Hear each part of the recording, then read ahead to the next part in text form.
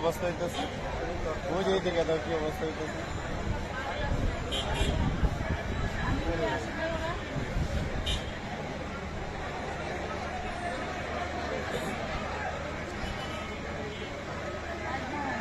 লাগছে তো লাগছে, আমি পেছনে দেখছি আগুন লাগতেছে।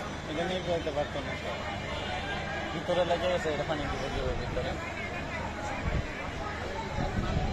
বিল্ডিং এর ভিতরে কি লাগছে, কি করতেছে? কারেন্ট থেকে হতে পারে আর চাবি কি হবে? নাহলে আমরা ফাইল করি। অনেক বড় আছে। বুয়া গেছে না। রেডি করতে করতে আমি ফিরে শেষ হয়ে যেতেছে কেন, চালু করছে।